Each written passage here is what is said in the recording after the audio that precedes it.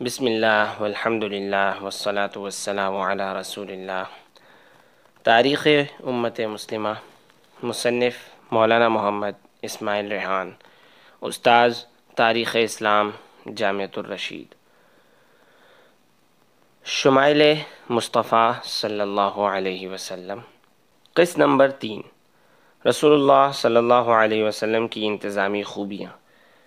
ام المؤمنین حضرت عائشہ صدیقہ رضی اللہ عنہ فرماتی ہیں، دو چیزیں سامنے ہوتیں تو رسول اللہ صلی اللہ علیہ وسلم ہمیشہ آسان صورت کا انتخاب فرماتے، بشرط یہ کہ وہ ناجائز نہ ہو۔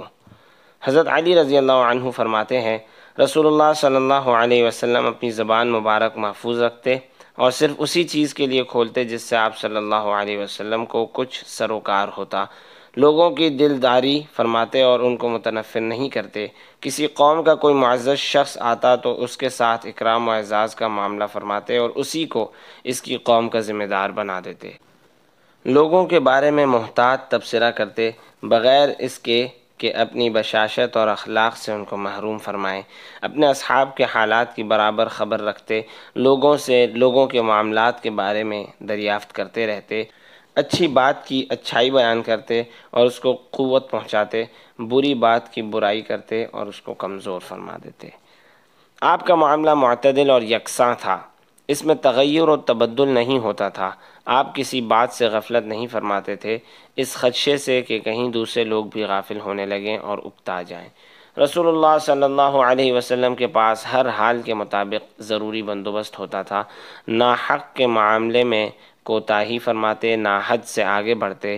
آپ صلی اللہ علیہ وسلم کے قریب جو لوگ رہتے تھے وہ سب سے اچھے اور منتخب ہوتے تھے۔ آپ کی نگاہ میں سب سے زیادہ افضل وہ تھا جس کی خیر خواہی اور اخلاق عام ہو۔ سب سے زیادہ قدر و منزلت اس کی تھی جو غمخواری اور ہمدردی اور دوسروں کی مدد اور معاونت میں سب سے آگے ہو۔ مجلس کا حسن و جمال۔ حضرت علی رضی اللہ عنہ رسول اللہ صلی اللہ علیہ وسلم کی مجلس کا حسن و جمال اپنی فصیح و بلیغ عبارت میں یوں بیان فرماتے ہیں، رسول اللہ صلی اللہ علیہ وسلم اللہ کا ذکر کرتے ہوئے کھڑے ہوتے اور اللہ کا ذکر کرتے ہوئے بیٹھتے، کہیں تشریف لے جاتے تو جہاں مجلس ختم ہوتی وہیں تشریف رکھتے اور اس کا حکم بھی فرماتے، اپنے حاضرین مجلس اور ہم نشینوں میں ہر شخص کو اپنی توجہ اور التفات میں پورا حصہ دیتے۔ آپ کا ہر شریک مجلس یہ سمجھتا کہ اس سے بڑھ کر آپ صلی اللہ علیہ وسلم کی نگاہ میں اور کوئی نہیں۔ اگر کوئی شخص آپ صلی اللہ علیہ وسلم کو کسی غرض سے بٹھا لیتا یا کسی ضرورت میں آپ صلی اللہ علیہ وسلم سے گفتگو کرتا تو نہایت صبر و سکون سے اس کی پوری بات سنتے، یہاں تک کہ وہ خود ہی اپنی بات پوری کر کے رخصت ہوتا۔ اگر کوئی شخص آپ صلی اللہ علیہ وسلم سے کچھ سوال کرتا اور کچھ مدد چاہتا تو بلا اس کی ضرورت پوری کیے واپس نہیں فرماتے یا کم از کم نرم و شیریں لہجے میں جواب دیتے۔ آپ کا حسن اخلاق تمام لوگوں کے لیے وسیع اور عام تھا اور آپ صلی اللہ علیہ وسلم ان کے حق میں باپ ہو گئے تھے۔ تمام لوگ حق کے معاملے میں آپ صلی اللہ علیہ وسلم کی نظر میں برابر تھے۔ آپ کی مجلس علم و معرفت، حیا و شرم اور صبر و امانت داری کی مجلس تھی۔ نہ اس میں آوازیں بلند ہوتی تھیں، نہ کسی کے عیوب بیان کیے جاتے تھے، نہ کسی کی عزت و ناموس پر حملہ ہوتا، نہ کمزوریوں کی تشہیر کی جاتی تھی۔ سب ایک دوسرے کے مساوی تھے اور صرف تقویٰ کے لحاظ سے ان کو ایک دوسرے پر فضیلت حاصل ہوتی تھی۔ اس میں لوگ انکساری کے ساتھ رہتے تھے، بڑوں کا احترام اور چھوٹوں کے ساتھ رحم دلی اور شفقت کا معاملہ کرتے تھے، حاجت مند کو اپنے اوپر ترجیح دیتے تھے، مسافر اور نو وارد کا خیال رکھتے تھے۔ انبساط اور کشادہ روئی۔ حضرت علی رضی اللہ عنہ فرماتے ہیں، رسول اللہ صلی اللہ علیہ وسلم ہمہ وقت کشادہ اور انبساط و بشاشت کے ساتھ رہتے تھے، بہت نرم اخلاق اور نرم پہلو تھے، یعنی جلد مہربان ہو جانے والے اور بہت آسانی سے درگزر کرنے والے تھے۔ نہ سخت طبیعت کے مالک تھے، نہ سخت بات کہنے کے عادی، نہ چلا کر بولنے والے، نہ عامیانہ اور متبذل یعنی گھٹیا بات کرنے والے۔ نہ کسی کو عیب لگانے والے، نہ تنگ دل بخیل، جو چیز آپ صلی اللہ علیہ وسلم کو پسند نہ ہوتی اس سے تغافل فرماتے، یعنی اس کو نظر انداز کر دیتے اور گرفت نہیں فرماتے، اور صاف صاف اس چیز سے مایوس بھی نہ فرماتے اور اس کا جواب بھی نہیں دیتے۔ تین باتوں سے رسول اللہ صلی اللہ علیہ وسلم نے خود کو بالکل بچا رکھا تھا: ایک جھگڑا، دوسرے تکبر، اور تیسرے غیر ضروری اور لا یعنی کام۔ لوگوں کو بھی تین باتوں سے آپ نے بچا رکھا تھا: نہ کسی کی برائی کرتے، نہ کسی کو عیب لگاتے، اور نہ کسی کی کمزوریوں اور پوشیدہ باتوں کے پیچھے پڑتے تھے، صرف وہ کلام فرماتے تھے جس پر ثواب کی امید تھی۔ جب گفتگو کرتے تھے تو شرکائے مجلس ادب سے اس طرح سر جھکا لیتے تھے کہ معلوم ہوتا تھا کہ ان سب کے سروں پر چڑیاں بیٹھی ہوئی ہوں، یعنی بے حس و حرکت کہ کہیں جنبش سے چڑیا اڑ نہ جائے۔ جب آپ صلی اللہ علیہ وسلم خاموش ہوتے تب یہ لوگ بات کرتے۔ آپ صلی اللہ علیہ وسلم کے سامنے کبھی نزاع نہ کرتے۔ اگر آپ صلی اللہ علیہ وسلم کی مجلس میں کوئی شخص گفتگو کرتا تو بقیہ سب لوگ خاموشی سے سنتے، یہاں تک کہ وہ اپنی بات ختم کر لیتا۔ آپ صلی اللہ علیہ وسلم کے سامنے ہر شخص کی گفتگو کا وہی درجہ ہوتا جو ان کے پہلے آدمی کا ہوتا، کہ پورے اطمینان کے ساتھ اپنی بات کہنے کا موقع ملتا اور اسی قدردانی اور اطمینان کے ساتھ اسے سنا جاتا۔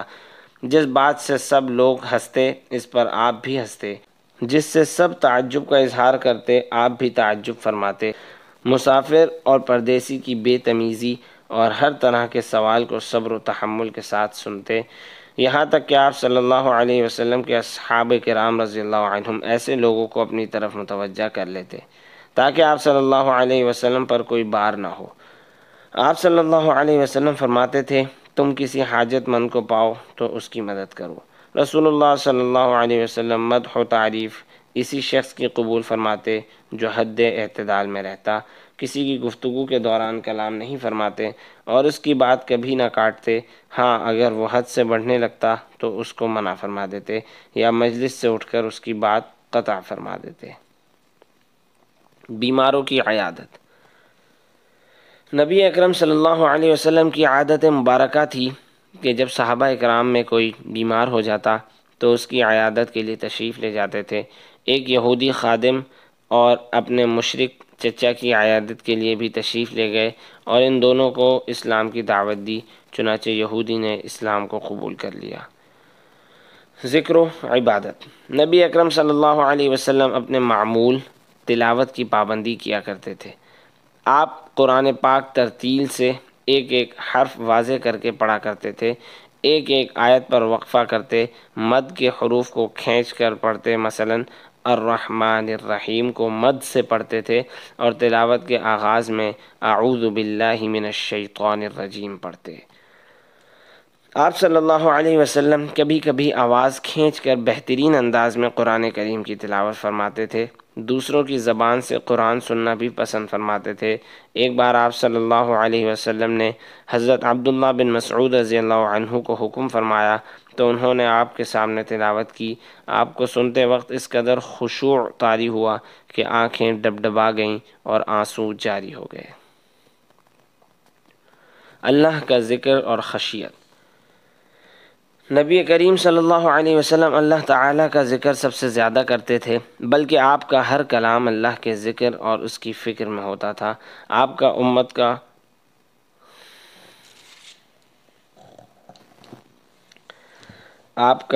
امت کو حکم کرنا، روکنا اور اللہ تعالیٰ کے اسماء و صفات اور اس کے احکام اور وعد و وعید کی تعمیرات سب کی سب ذکر الہی کے قبیل سے ہیں۔